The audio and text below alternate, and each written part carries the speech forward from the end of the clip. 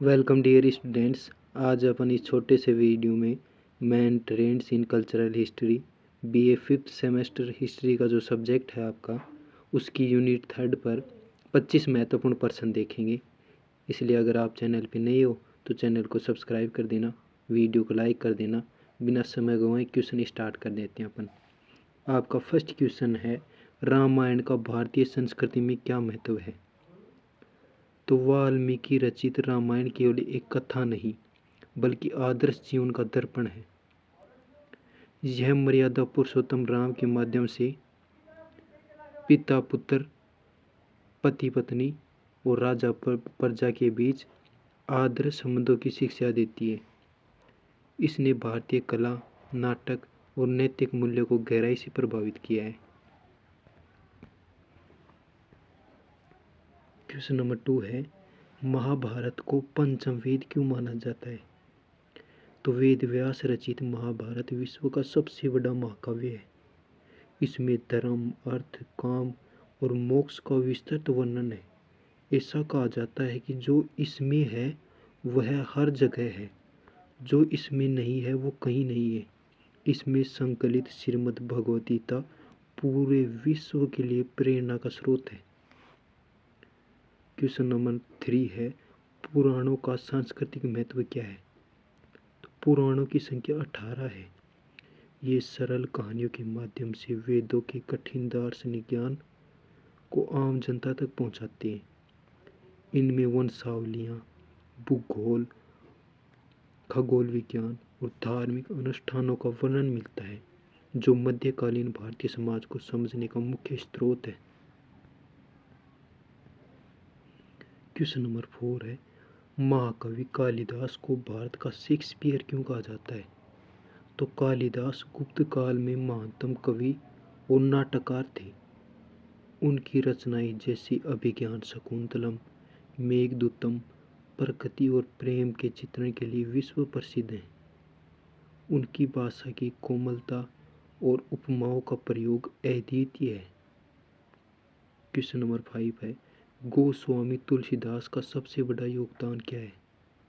तो तुलसीदास ने संस्कृत में उपलब्ध राम कथा को जन भाषा में रामचरितमानस के रूप में लिखा। उन्होंने भक्ति को घर घर पहुंचाया और समाज में नैतिक मर्यादाओं को पुनर्जीवित किया। थ्योरी क्लास भी लेके आऊँगा मैं जल्दी। क्वेश्चन नंबर 6 है, रविंद्रनाथ टैगोर का भारतीय संस्कृति में क्या स्थान है? तो टैगोर आधुनिक भारत के महानतम साहित्यकार और विचारक थे। वे गीतांजलि के लिए नोबेल पुरस्कार पाने वाले पहले भारतीय थे। उन्होंने शांति निकेतन की स्थापना की और भारत व बांग्लादेश को उनका राष्ट्रगान दिया। उनका साहित्य मानवतावाद, विश्व बंधु का संदेश देता है। क्वेश्चन नंबर 7 है, वैदिक काल में विज्ञान की स्थिति कैसी थी? तो वैदिक काल में गणित, अंक गणित, रेखा गणित और खगोल विज्ञान अत्यंत उन्नत थे। यज्ञ वेदियों के निर्माण के लिए सुलभ सूत्र में जटिल ज्यामितीय गणनाएं दी गई थी। आयुर्वेद चिकित्सा विज्ञान भी आयुर्वेद चिकित्सा विज्ञान की जड़ें भी अथर्ववेद में मिलती हैं। क्वेश्चन नंबर 8 है, भारतीय परमाणुवाद का सिद्धांत क्या है? तो यूनानी दार्शनिकों ने सदियों पहले महर्षि कणाद ने वैशेषिक सूत्र में बताया गया कि संसार का निर्माण अत्यंत सूक्ष्म और अविभाज्य कणों से हुआ है, जिन्हें उन्होंने परमाणु कहा। उन्होंने यह भी बताया कि ये परमाणु आपस में जुड़कर अणु बनाते हैं। क्वेश्चन नंबर 9 है, आर्यभट्ट का खगोल विज्ञान में क्या योगदान है? आर्यभट्ट गुप्त काल के महान गणितज्ञ थे। उन्होंने बताया कि पृथ्वी गोल है और अपनी दूरी पर घूमती है। जिसे दिन और रात होते हैं। उन्होंने सूर्य ग्रहण, चंद्र ग्रहण के वैज्ञानिक कारण बताए और शून्य व पाई के मान की सटीक गणना की। क्वेश्चन नंबर 10 है, वराहमिहिर की प्रसिद्ध रचनाएं कौन सी हैं? तो वराहमिहिर एक महान ज्योतिषी और खगोल शास्त्री थी। उनकी रचना पंच सिद्धांतिका में 5 प्राचीन खगोलीय सिद्धांतों का वर्णन है। उनकी ब्रह्म संहिता को प्राचीन भारत का विश्वकोश कहा जाता है, क्योंकि इसमें मौसम, वर्षा, कृषि और रत्न विज्ञान की जानकारी है। क्वेश्चन नंबर 11 है, आचार्य चरक को आयुर्वेद का जनक क्यों माना जाता है? तो चरक ने चरक संहिता की रचना की, जो चिकित्सा विज्ञान का आधार ग्रंथ है। उन्होंने पाचन, चयापचय और रोगों के लक्षणों का विस्तार से वर्णन किया। उन्होंने बताया कि स्वास्थ्य के लिए मन और शरीर दोनों का स्वस्थ होना जरूरी है। क्वेश्चन नंबर 12 है, आचार्य सुश्रुत का शल्य चिकित्सा में क्या योगदान है? तो सुश्रुत को प्लास्टिक सर्जरी का जनक कहा जाता है। उनकी पुस्तक सुश्रुत संहिता में 120 से अधिक सर्जिकल उपकरणों और जटिल ऑपरेशन जैसे मोतियाबिंद, पत्थरी और प्लास्टिक सर्जरी की विधियों का वर्णन है।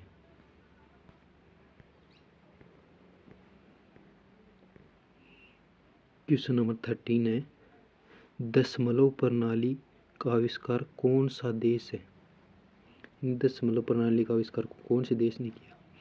तो दशमलव प्रणाली और स्थानमान का आविष्कार प्राचीन भारत में हुआ, जिसे बाद में अरबों के माध्यम से यूरोप तक पहुंचाया गया।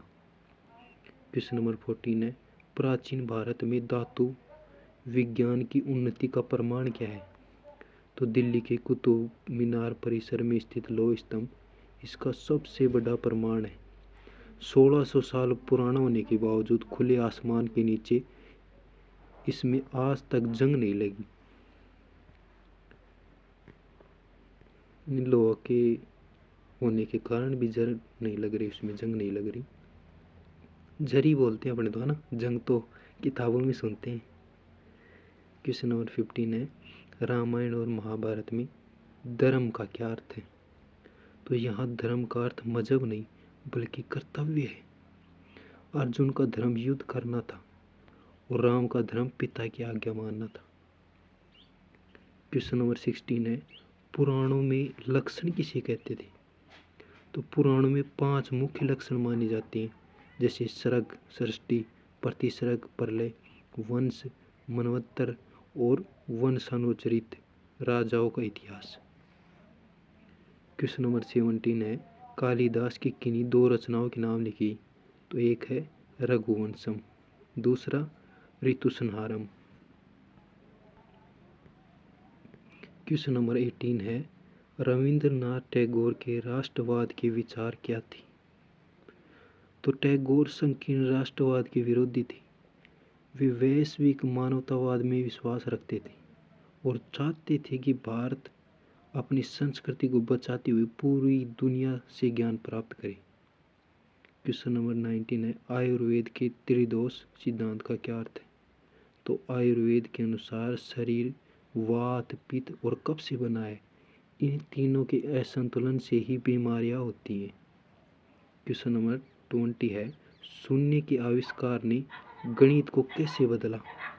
अब छोटे बच्चों की लड़ाई हो गई प्यारे साथियों। तो शून्य के बिना बड़ी गणनाएं संभव नहीं थी। इसने अंकों को एक निश्चित स्थान मान दिया, जिससे आधुनिक गणित और कंप्यूटर प्रोग्रामिंग का आधार तैयार हुआ।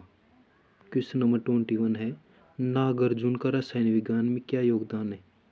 तो नागार्जुन एक प्रसिद्ध बौद्ध दार्शनिक और रसायन शास्त्री थे। उन्हें पारे के भस्म और औषधीय प्रयोगों का विशेषज्ञ माना जाता है। क्वेश्चन नंबर 22 है, क्या प्राचीन भारतीय विज्ञान और धर्म आपस में विरोधी थे? तो नहीं, भारतीय संस्कृति में विज्ञान और धर्म अक्सर साथ साथ चलते थे। खगोल विज्ञान का विकास ज्योतिष और युगों के समय निर्धारण हुआ, लेकिन उसका आधार पूरी तरह गणितीय और वैज्ञानिक था। क्वेश्चन नंबर 23 है, रत्नावली और हर्षचरित का संबंध किससे है? तो रत्नावली सम्राट हर्षवर्धन का नाटक है और हर्षचरित उनके दरबारी कवि बाण भट्ट द्वारा लिखी गई उनकी जीवनी है। क्वेश्चन नंबर 24 है, चरक संहिता के अनुसार स्वस्थ रहने का मूल मंत्र क्या है? तो शुद्ध आहार, उचित निद्रा, संयमित ब्रह्मचार्य को स्वास्थ्य के 3 स्तंभ माना गया है। क्वेश्चन नंबर 25 है, भारतीय संस्कृति को विश्व गुरु क्यों कहा जाता है? तो अपने समृद्ध साहित्य, गहरे दर्शन और उन्नत विज्ञान के कारण पूरी दुनिया के छात्र नालंदा और तक्षशिला जैसे विश्वविद्यालयों में पढ़ने आते थे, इसलिए भारत को विश्व गुरु कहा जाता था। अब नहीं कहते हैं प्यारे साथियों। समझ सकते हैं आप भारत की कितनी दुर्दशा हो रही है। चलो छोड़ो, अगर आप चैनल पे नहीं हो तो चैनल को सब्सक्राइब कर देना, क्योंकि ये इम्पोर्टेंट है। बाकी तो मिलते रहेंगे, 2-2 नंबर वाले क्वेश्चन करवा दिया आपको, थ्योरी भी करवाएंगे। अगर इसकी PDF चाहिए तो टेलीग्राम चैनल आर्चेंट ऑफिशियल पर अपलोड कर दूंगा, वहाँ से देख लेना। और भारत जिंदाबाद है, जिंदाबाद रहेगा। भारत को बस युवाओं की आवश्यकता है, ये नहीं कि युवा ही चाहिए। नई जो युवा पीढ़ी है वो देश के प्रति वफादार होनी चाहिए, धर्म पर बंटने वाली नहीं होनी चाहिए, सर्वस्व देश होना चाहिए। फिर कोई दिक्कत नहीं होने वाली भारत को। नेता, आतंकवादी, अगर युवा अगर जागरूक है तो फिर कोई खतरा नहीं है, न तो कोई भ्रष्टाचार होगा। अगर युवा ही कमज़ोर है फिर चाहे कितने ही कुछ हो जाओ, कुछ नहीं होगा देश का।